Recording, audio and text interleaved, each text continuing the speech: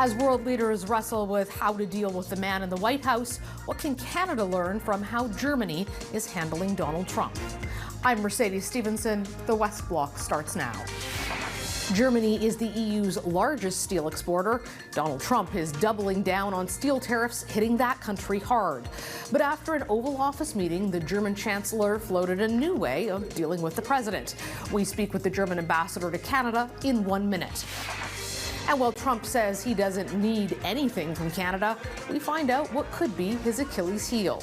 Canadian resources America just can't live without.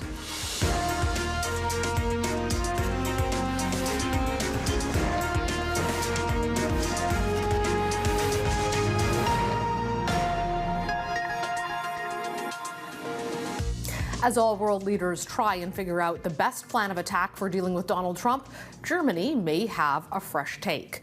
New German Chancellor Friedrich Merz sat in the Oval Office with President Trump for the first time last week. It can be the room of no return, where heads of state have gone in, but the relationship with Trump disintegrates. Merz, however, came out on the other side with a different perspective, saying, let's stop talking about Donald Trump with a raised finger and a wrinkled nose. You have to talk with him, not about him. This as G7 leaders prepare to meet this week in Kananaskis, including the U.S. president. Joining us now is the German ambassador to Canada, Matthias Luttenberg, and we spoke last time to your wife, who is your co-ambassador, but you've switched roles now, so it's you. Welcome to the show. Thank you very much, and good morning. We appreciate you coming in. I know that this has been a really interesting week for Germany. You had your chancellor visit the Oval Office in Washington, D.C. It's always a bit perilous. You can come out of there pretty scorched, but widely the reviews have been that Chancellor Merz has been able to pull off what really no one else has. Donald Trump said to him, I'm friends with you, I'm not friends with anybody. Chancellor Merz came out and said, it's time for us to talk to Donald Trump, not about Donald Trump. What is Germany's strategy for dealing with the White House? Well, thank you. And first of all, I agree it was a very good meeting. And I think there are also reasons for that. I think Chancellor Merz reminded Donald Trump also of the important role that the United States had to play in the past. He reminded him of D-Day, which is just a couple of days ago. But he also, of course, reminded him of the huge challenges which are ahead of us and where we both, Germany and the United States, have to work very closely together. I'm talking here about Ukraine in the first place, but I'm also, of course, addressing the fact that European security can only be solved and addressed seriously with the United States of America at this point. They also addressed the trade issue. I think it was done in a very clever way, but I also like the gestures that the Chancellor brought Donald Trump a birth certificate of his grandfather, who was born in Germany, and this, I think, was a very nice gesture to begin with. And of course, if we are serious with ourselves, matters like Ukraine cannot be solved without the U.S. president, and Friedrich Merz, in a very elegant way, I think, referred to that responsibility of both Donald Trump personally, who started another talk of talks, and who also will be very much needed in order to keep the pressure high on Russia, if we talk about sanctions, for example. Do you think that that's sort of the trick with the approach here? We have the G7 coming up, because in the past we've often seen confrontation with Donald Trump from among allied countries, that maybe now the move, and we've seen it a bit with our own Prime Minister too, Mark Carney, towards talking to Donald Trump in a way that tries to get him on board to be able to check some of the concerns about things like trade or defense versus being confrontational with them. And what you say is very important, Mercedes. It is about the time frame that we're in. Next week we'll have a meeting in Kananaskis, the G7 summit. Then soon after we'll have the NATO summit in Europe. And of course these are high-level meetings, and it's very important that leaders have a chance to meet personally before, to sit down and discuss bilaterally what is at stake for them and what all these future meetings will be about, and I think this is the main reason also why Friedrich Merz was commenting on the fact that it's important to sit down and talk to each other, because who's a convinced transatlanticist, by the way, and has a long record of transatlantic relations, he feels that it's very important to have a good working relationship also with President Trump, and I think this was a good start. Speaking of transatlantic relations, what is the new Chancellor, a new government's relationship with Canada's new government here with Mark Carney? We saw Mr. Carney go and visit France. He visited the UK. We are still waiting for perhaps that visit with Germany. But has there been increased discussion about natural resources or national defense there?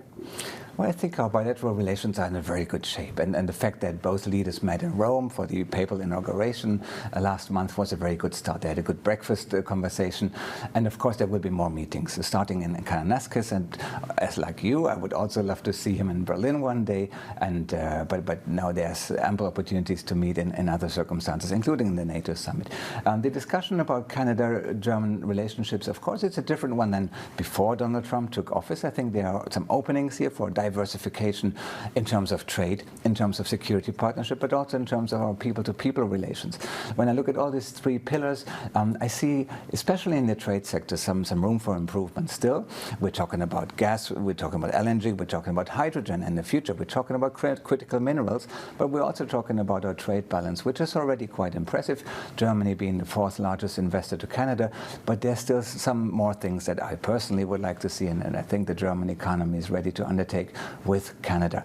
In terms of security partnership, we are now heading also to an EU-Canada summit, which is another great event, and there we will see, hopefully, the security and defense partnership being established, and on that basis we'll have another set of opportunities to also increase our defense cooperation.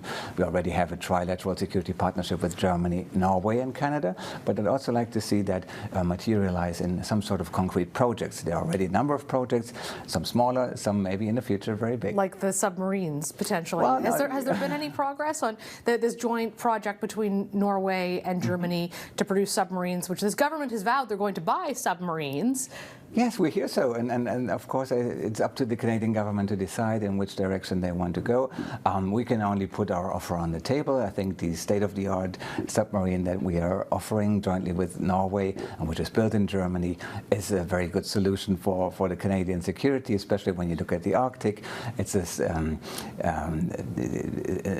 not only a submarine which is having stealth capacities, but it's also one which is very silent and which leaves a very low footprint, which is something that could be very interesting also for the Canadians to buy in. But of course, it's not only about the submarine, it's also about entering this club of countries. Norway, Germany, potentially others in Europe are interested to be part of this maritime partnership, because it brings much more benefit than just the submarine, because we can jointly innovate, we can develop, we can talk about maintenance. We already have another project which is ongoing with Canada, and I think this is an interesting offer among NATO allies.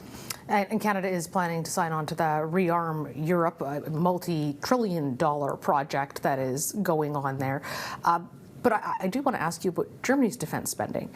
10 years ago, I don't think people would have anticipated Germany being asked by NATO and Germany planning to significantly rearm. But there is a huge amount of money going into this after the invasion of Ukraine, like many European countries.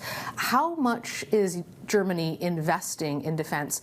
And how much are you increasing that GDP percentage that we always hear about? Canada is not yet at 2%. What is Germany looking to go to? Indeed, it's a remarkable development that we're seeing here, and it is a reaction, first and foremost, to Russia's war of aggression against Ukraine, to change the security perception that we have in Europe and in Germany in particular. If you just look at the facts, I mean, we have now a discussion about enlarging our German army, with 182,000 people at the moment, to at least 50 or 60,000 more. These are numbers that our Minister of Defense has just shared with the public, so I can repeat them here. Of course, the 2% aim to us for a long time seemed to be far away, and now we stand at 2.12%, but we are committing very frankly to the new target of 3.5 plus 1.5 in terms of additional infrastructure resilience expenses. So essentially 5%. Yeah, and we are supportive of this goal, which is shared by Mark Rutte as well as NATO Secretary General. We will not achieve them tomorrow, but as we are planning to increase our defense spending by 0.2% each year, we would reach 3.5 in 2032. And this, I think, is a very reasonable approach given the situation that we are in. But as Chancellor Merz said, he wants to see Germany as the strongest conventional army in Europe, and this, of course, is quite a number, because other partners have have also strong armies, but this is our goal and this is where we want to get. Or, as our Minister of Defense Pistorius has said, he wants to see the German army to be war ready by 2029, not because we want to attack anybody, God forbid, but because we feel that we should be ready to counter any sort of Russian aggression, also against NATO territory by that time. Have there been any increased discussions about Canada sending natural gas to Germany? I know that a few years ago, Germany had asked for that. The previous Prime Minister, Justin Trudeau, said there is no business case, we're not doing it. Mark Carney is of another opinion in terms of getting Canadian energy products to Tidewater. Have there been any developments in your discussions with the Canadian government? Well, I can only say that we are still interested in importing LNG from different sources. And we are largely relying on USA in this context as well, but Canada could be an interesting partner in the future. While saying that, of course, I have to remind myself of the ambitious environmental goals that we are setting to us. We want to be climate neutral in Germany by 2045, the EU by 2050, and that means, of course, that it can only be a bridging technology, but of course there will also be a need for a longer period of time in LNG. So therefore, yes, if there are developments in Canada which would allow to export LNG also to the East Coast, and that of course would take a long time and a number of investments as well on the port infrastructure, on the pipeline infrastructure, but in principle we would be very open to that. But I also want to underline that we are more interested even in hydrogen, in green hydrogen and other sorts of hydrogen, because there I see a huge potential also on the East Coast of Canada, and starting in wind power, but also in hydropower, which would help produce green hydrogen, which could then be exported to Europe or elsewhere. I have to ask you one last, it's a personal and professional question, because I think that you and your wife have a fascinating arrangement. Germany has sent effectively 2 ambassadors to Canada, but only one acts at a time. Mm-hmm. You trade off every few months. Tell us about this kind of remarkable arrangement you have. Well, actually, 2 months ago, I rotated for the first time with my wife. So for the next 8 months, I will be the ambassador. And then in December, my wife indeed will take over again. We are still experiencing for the first time how this works. This is the first time for me that I'm working as ambassador. So it's too soon to say if this is going to work very well. But I think from my point of view, it works pretty well. And I think for our children, for our family, it's a very good arrangement as well. We are grateful to the Canadian government for making this happen, because we needed their support also in allowing this model. A very European approach for work-life balance, very innovative. Ambassador, thank you so much for joining us today. Thank you, Mercedes, for having me.